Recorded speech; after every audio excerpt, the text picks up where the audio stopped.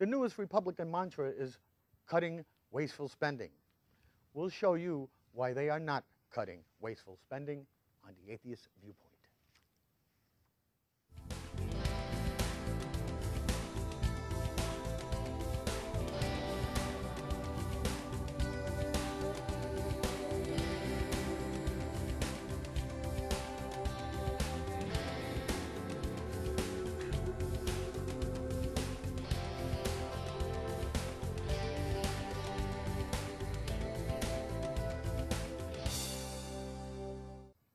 Hi, I'm Ron Barrier.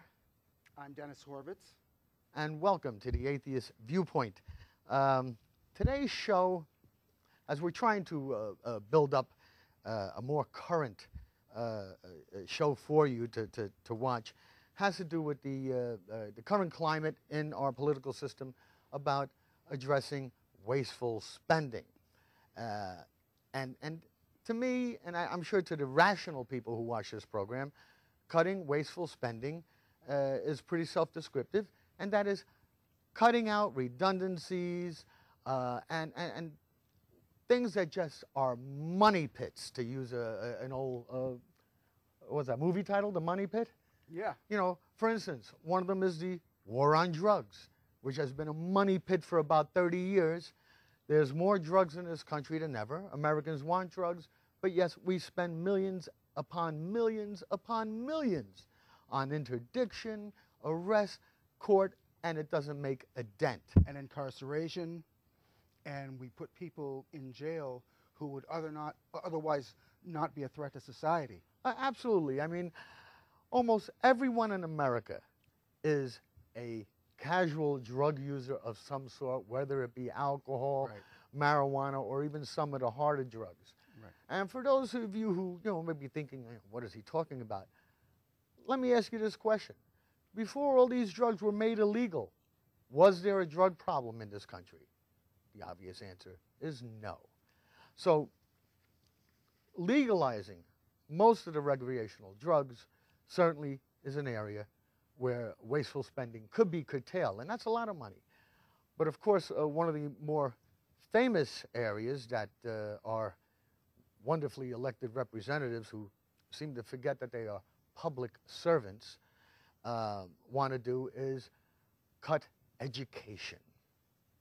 Now, even Thomas Jefferson, and you know this, Dennis, Thomas Jefferson was a big proponent that an educated electorate, an educated society was the guarantee of a thriving society. Right. And we have a public school system that is not perfect, but it's a great melting pot for children of many cultures, of many faiths, to get together and to learn not about their differences, but to learn about their similarities, and that is the arts, the sciences, math, the languages, history. These are the things they should be learning. But our Republicans are pretty much intent on giving corporations tax breaks, corporations who don't need them, giving rich people tax breaks they don't need, and going after, of course, the horrible denizens who are undermining our society as we speak, teachers and educators. So, to me, on that point, the Republicans are certainly intent on making stupidity the #1 U.S. export to the rest of the world. So this is, again, a misguided attempt to try and cut budgets, or going after union employees who have earned what they get, despite whatever complaints you may have about their benefits and everything. The fact is, it was bargained, they earned it. And you can collectively bargain that, again, without getting rid of collective bargaining agreements. So, again, these are simple, obvious ways how we should curtail spending. Is we should tax the corporations. We should restore the Clinton-era tax rates on the rich, and we should invest more money in the future of this company, in this country, for the education of our children. Because anybody will tell you, and I know, Dennis, you've seen it too, the polls that come out, the global polls that come out year after year, the United States is 25th. 26th. You know, on the Right. bottom of the barrel as far as math and science for our children. They're not learning anything. But yet, our wonderful Republicans want to cut education even further. And I think that's because they do know that an ignorant population is easily manipulated. And it's not going to do anything for our country.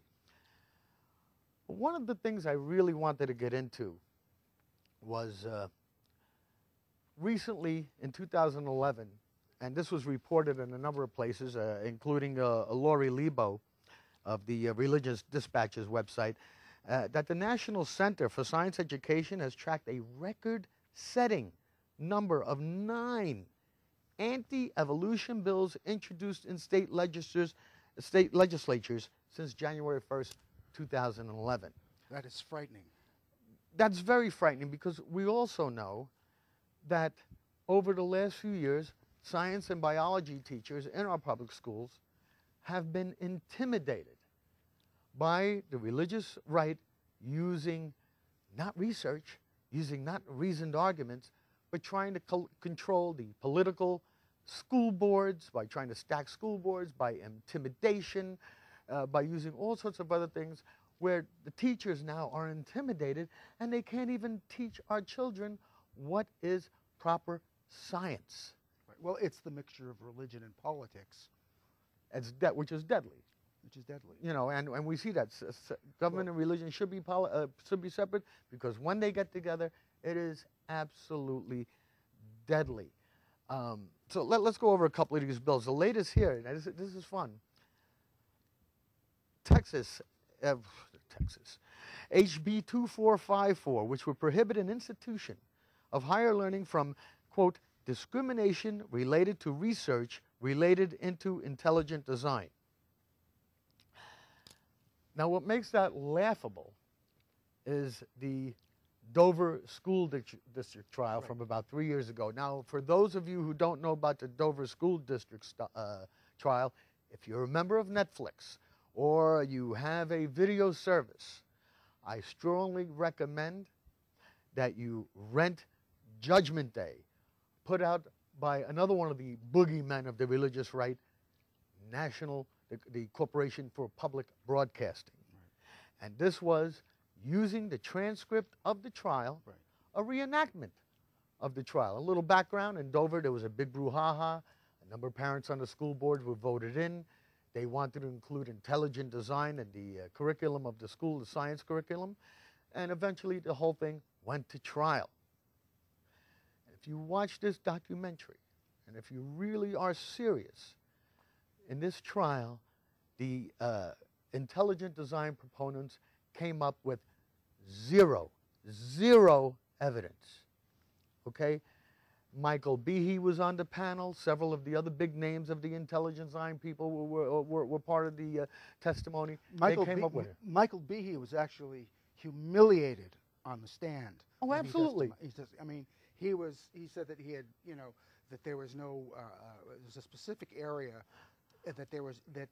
nothing was, was unaware of any writings done about intelligent design, and the prosecutor whose name, the attorney for the other side whose name I forget, basically took all of these books, reference books, dealing with the very thing that Behe was denying, and literally piled them up on the stand in front of him so you couldn't see his face. Right, I think Behe's position was irreducible complexity. And he brought out a bacteria that said, you know, if you the flagellum.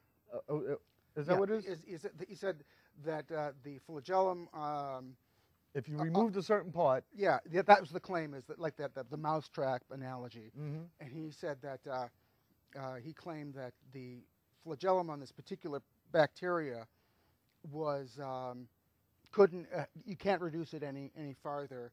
That it was just there all by itself, and it was useless. Yeah. Right, and then of course it was later demonstrated that just the fact that removing a part of the mousetrap. Right, I think it was the hook or something. Yeah. Rendered it useless. But he showed that it was shown that the protein that makes up the structure of that flagella actually originated somewhere else. That it had another purpose at one time, and so therefore was consistent with evolution. See. Right, and also to use the mousetrap analogy, the execution side, the scientists took the hook off the mousetrap and said, yes, it's no longer a mousetrap, but you could use it as a tie clasp. Right. So right. it gave it a different function. Right. But the thing is, to waste the taxpayers' time and money with the salaries for these legislators to put out something that discrimination related to research related into intelligent design, when there is no discrimination because there is simply no research to discriminate against, makes no sense. Again, these little things, now 11 states, as we said, this is wasteful spending. Right. These are obviously brain-dead politicians who don't have a clue what science is, but they're kowtowing to the, what I like to call the pulpiteers. All right, the ones from the pulpit with their little banging books saying, oh, you know, God did this, God did that. So the politicians kowtow to them because they probably make up a large part of their constituency and they want to stay in their job. So they push for this nonsense, wasting taxpayers' time and money. Let's look at this bill just a little further. An institution of higher education may not discriminate against or penalize in any manner, especially with regard to employment or academic support. I think that has to do with, I think, a couple of universities who got rid of intelligent design proponents because they were wasting students' time and money with not coming up with anything except rhetoric. And there's no official scientific theory of intelligent design. No, there isn't. Even the disinformation organization known as the Discovery Institute, even they have admitted that there's no actual they haven't come up with one. Now, Laura Lebo comes up with a very good point here. You see all these creation and bills that they're not fostering anything. They're just trying to stop you from criticizing intelligent design or criticizing intelligence. And she says what makes these bills such precious gems is that they rely on creationist persecution complex and oft-repeated talking point that the science community discriminates against ID research. That's nonsense. Even as an atheist, I welcome these so-called ID scientists come into the laboratory, do the research like every other scientist does, right. Present your evidence, present your paper for peer review, and let's have it. Science is not democratic. Right. I think you've heard a number of politicians say that students should decide. Right. No. You cannot decide whether or not water boils at a certain temperature. That's right. It does. Why? Right. Because it's proven scientifically. Right. Or that the sun orbits at such and such, or that the earth revolves around the sun at such and such. These are not matters for popular opinion. That's right. They are scientific facts as far as we know. Right. The other difference between religion and science is that religion punishes doubt and inquiry and discourages questions, whereas science rewards. If you find something in science that we've held on to dearly and you can prove in peer review and that it could be objectively achieved that a certain principle is wrong, you will be rewarded. Well, you know what one of their many deceptive techniques was to use what they call teach the controversy. But that's not really true, because the last thing they want is to quote unquote teach the controversy, because if you do that, then you've got to present both sides in a realistic, context, which is a scientific context. And you can't show that intelligent design is science. I mean, that's basically it. And I agree. You can teach controversy if the ID side actually came up with some testable hypotheses that would, in fact, create the controversy. Here's a controversy with the great scientist Hubble. Mm-hmm. When we all thought, even Einstein thought, that the universe was static. Right. And he came up with the controversial theory that quite possibly it's expanding. He presented his case. The scientific community reviewed it.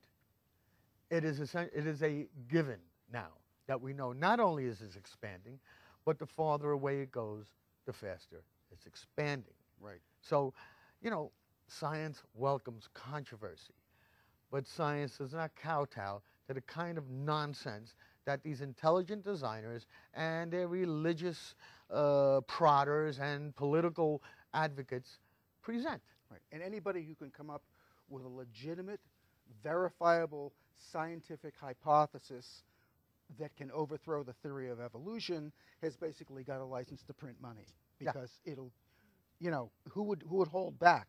Exactly, exactly. Here's another one in Florida, Bill HB 1854, which would require a critical analysis of the teaching of evolution in public schools. I find that almost impossible, because how can our teachers offer a critical analysis when they're being intimidated by the religious right to even teach evolution in the first place? And science itself is always critically analyzing. Bingo. You know, the test when frickin' Watson discovered DNA, that was a big challenge to evolution. Right. What did it do? It actually supported evolution. Right. And every key scientific find has always supported evolution. Again and again and again. Mm-hmm. And newer discoveries are happening every day, and it only reinforces that. Right. And we don't know how far it's going to go. Right. We don't know how far we're right. Right. But science keeps working at it. And that, you know, that's the beauty of science, and really that's the beauty of clear, rational thinking, when you can challenge yourself. And, you know, the ideas will say, well, you know, you need a certain amount of faith even to be a scientist. No, crap. They're confusing faith with imagination. Right. You know, right. Yes, we can imagine a lot of things. I can imagine that I could do things. But unless I present you, Dennis, or present the public or the scientific community with a workable hypothesis that can be tested, it stays as imagination. Right. You know, maybe someday it won't be. Right. Look at the membrane theory of multiple universes. Well, you know what's, You know what's ironic is that one of the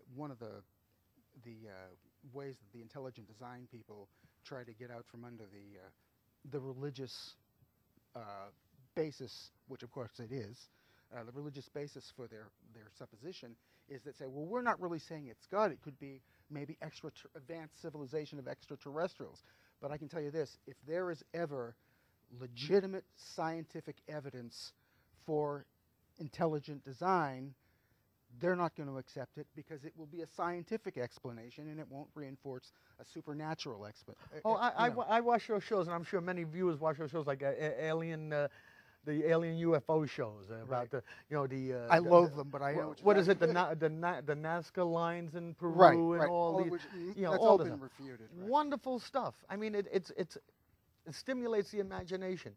But I'll tell you the truth, actually, Dennis, I would more readily accept that the intelligent design was of natural origin, than of this, whatever the word supernatural means. I have no idea what that means. I mean, I looked it up in the dictionary the other day, supernatural, and it said something that cannot be explained through a natural explanation. Right. But how much of nature do we really understand? Right. 5%, 10%? Nature on Earth? Right. I mean, we know so little about nature that, you know, they say that, you know, one of the things that the religious people like to say is that if you're an atheist, you have to know everything about everything to determine that there is no God. And I think that's a wrong argument. If you claim something is supernatural, what you are saying is that, in fact, you understand all there is about nature and all the various aspects, known and unknown, to then make the claim that somehow nature has a boundary and this concept is beyond it. Right. Okay? The only thing the concept of God is beyond is rationality. Okay? Not nature. And we know enough about nature to know that a supernatural explanation is not necessary. Well, we're coming down to the final minute, and this was, again, look in your state. See if they have any sort of, anti-evolutionist bills or anti-science bills. And, write your local legislators. Tell them, stop wasting my time and money. I think there was one thing I wanted to mention. We mentioned about the American Atheist Convention coming up, which I won't be there. Sorry about that. And I think I will be, but come anyway. Right. And on the next show, we're going to bring in David Silverman, the president of American Atheists, and he will also talk about the San Francisco Atheist Meetup that will be coming up in April. So that's something for you West Coasters will certainly enjoy. And don't forget Japan Relief. Yes, Red Cross, please. On behalf of David Horvitz, myself, and American Atheists, thank you.